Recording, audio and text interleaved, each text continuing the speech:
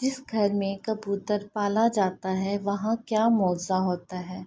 کبوتر بد دعا کیوں دیتا ہے؟ کبوتر ایک ایسا خوبصورت اور دلکش پرندہ ہے جو ہر کسی کو اچھا لگتا ہے، اور یہی وجہ ہے کہ یہ پرندہ اکثر گھروں میں پالا جاتا ہے، اور گھروں کے علاوہ اکثر مزاروں پر بھی یہ پرندہ موجود ہوتا ہے۔ کہتے ہیں کہ کبوتر وہ جانور ہے جس کے لیے حضرت نوح علیہ السلام نے امن و سلامتی کی دعا فرمائی تھی، اور یہی وجہ ہے کہ کبوتر انسانی آبادی سے مانوس ہے اور کوے کو خوف کی بد دعا دی جاتی ہے۔ یہی وجہ ہے کہ کوہ انسانی آبادی سے اسی ہراساں وجہ رہتا سے ہے۔ لوگ آج تک اسے منحوس سمجھتے ہیں۔ آج ہم آپ کو یہ بتانے جا رہے ہیں کہ گھر میں کبوتر پالنا کیسا ہے، اور یہ کہ کبوتر بد دعا کب دیتا ہے۔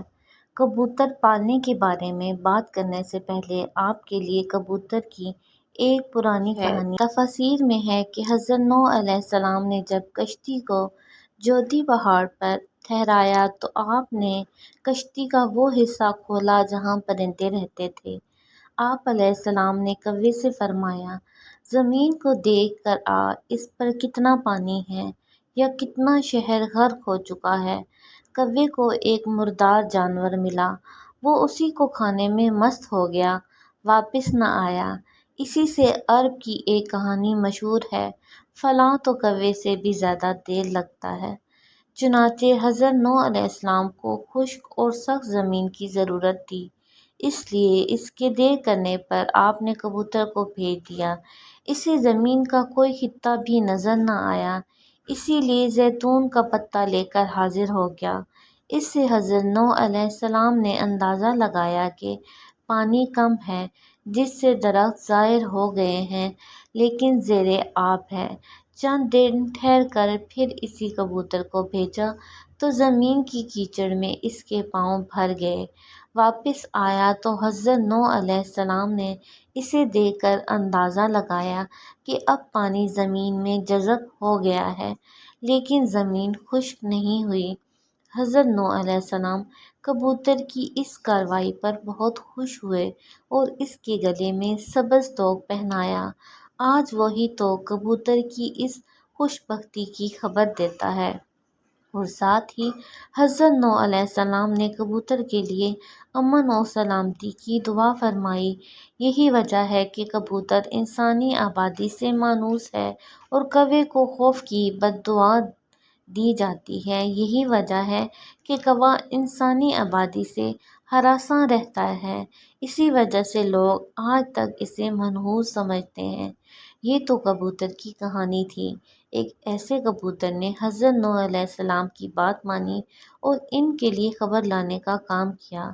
فقہ کے نزدیک گھروں میں شوقیہ پرندے رکھنا اور پالنا جائز اور مباح ہے، بشرطیکہ کہ ان کی غذا اور سردی گرمی اور بارش سے حفاظت کا انتظام کیا جائے، اور جب اہل خانہ کہیں باہر جائیں تو ان کی غذا اور دیکھ بھال کا مناسب انتظام کر کے جائیں۔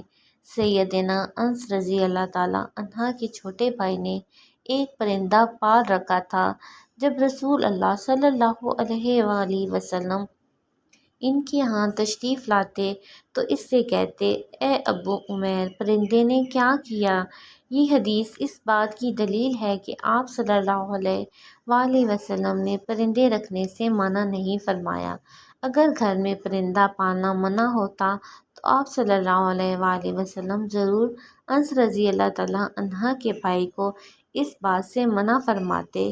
اسی روایت کی بنیاد پر یہ کہا جاتا ہے کہ گھروں میں پرندوں کا پالنا جائز ہے، لیکن جیسا کہ پہلے بھی ذکر ہوا ہے کہ ان کے پالنے کے لیے ضروری ہے پرندوں کی ہر ضرورت کو پورا کیا جائے تاکہ پرندوں کو کسی قسم کی تکلیف نہ پہنچے۔ چنانچہ کبوتر بھی ایک پرندہ ہی ہے، اس لیے کبوتر کا گھر میں پالنا درست ہے۔ یاد رہے، پرندوں کو ستانے کے بارے میں ممانعت ہے، جیسا کہ ابو داؤد میں حضرت عبداللہ بن مسعود رضی اللہ تعالیٰ عنہ کی روایت کردہ ایک حدیث میں کبوتر کا ذکر ہے، جس میں کبوتر اللہ کے رسول صلی اللہ علیہ وآلہ وسلم کے سر مبارک پر منڈلا رہا تھا اور اپنی زبان میں شکایت کر رہا تھا کہ کسی نے اس کے گھونسلے سے انڈے اٹھا لیے ہیں۔ حضور پاک صلی اللہ علیہ وسلم نے صحابہ میں اعلان کیا اور ایک صحابی نے انڈے اٹھانا قبول کیا تو انہیں حکم دیا گیا کہ وہ گھونسلے میں انڈے واپس رکھ دیں۔ تو اس روایت سے معلوم ہوا کہ پرندوں کو ستانا ناجائز ہے، اور پرندوں کو ستانے سے اسی لیے روکا گیا ہے کہ پرندوں کی بد دعا لگنے کا احتمال ہے، اور چونکہ کبوتر بھی ان پرندوں میں شامل ہے جو کہ انبیاء کا پسندیدہ رہا ہے، اسی لیے اگر کبوتر کو ستایا جائے گا تو کبوتر بھی بد دعا دے سکتا ہے، لہٰذا کبوتر کو ستانے سے اجتناب کرنا چاہیے۔ کبوتر کے حوالے سے آپ کو بتاتے ہیں کہ اسلامی تعلیمات اس کے بارے میں کیا کہتی ہیں۔ احادیث میں ہے کہ گھریلو کبوتر خدا کو بہت یاد کرتے ہیں، اہل بیت کو دوست رکھتے ہیں اور صاحب خانہ کو دعا دیتے ہیں کہ اللہ تمہیں برکت دے۔ کس شخص نے رسول پاک صلی اللہ علیہ وآلہ وسلم سے تنہائی کی شکایت کی تو آپ صلی اللہ علیہ وسلم نے فرمایا کہ ایک جوڑا کبوتر کا پال لے۔ جعفر رضی اللہ تعالیٰ عنہ فرماتے ہیں کہ کبوتر پیغمبروں کے پرندوں میں سے ہے، کبوتر گھر میں رکھو، چونکہ حضرت نوح علیہ السلام نے اس کو پسند کیا ہے اور دعا دی ہے کہ کسی پرندے پر اتنا پیار نہیں آتا جتنا کبوتر پہ آتا ہے۔ آپ نے فرمایا جس گھر میں کبوتر ہوں اس گھر کے رہنے والے جنوں کی اور آفتوں کی مصیبتوں سے محفوظ رہیں گے، کیونکہ جنوں کے بچے گھروں میں کھیلتے پھرتے ہیں۔ جس گھر میں کبوتر ہوتے ہیں وہ ان سے مشغول رہتے ہیں اور آدمیوں کی طرف متوجہ نہیں ہوتے۔ اس طرح ایک اور روایت میں آتا ہے کبوتر کا جو پر جھڑتا ہے وہ شیاطین کی نفرت اور بھاگنے کا سبب ہوتا ہے۔ ان روایات سے یہ بات معلوم ہوتی ہے کہ کبوتر کا گھر میں پالنا موجب برکت ہے، اور جیسا کہ آپ صلی اللہ علیہ وآلہ وسلم صحابی کو گھر میں کبوتر پالنے کا بولتے ہیں تو اس سے یہ بات معلوم ہوتی ہے کہ کبوتر پالنے میں خیر ہے، کبوتر پالنے کے ساتھ منسلک ہے۔ یاد رہے کہ بعض لوگ شوق سے کبوتر پالتے ہیں، ان کا شوق کبوتر پالنے کی حد تک ہوتا ہے، لیکن بعض لوگ کبوتر بازی کی نیت سے کبوتر پالتے ہیں، اور چونکہ کبوتر بازی میں وقت اور پیسے کا ضیاع ہے۔ یاد رہے کہ کبوتر پالنا ایک مہنگا اور محنت طلب شوق ہے۔ کبوتر بازی کے مقابلے اگر سخت گرمی میں ہوتے ہیں اور ان کی تیاری سارا سال جاری رہتی ہے۔ شوقین افراد ایک ایک کبوتر پر لاکھوں روپے خرچ کرتے ہیں۔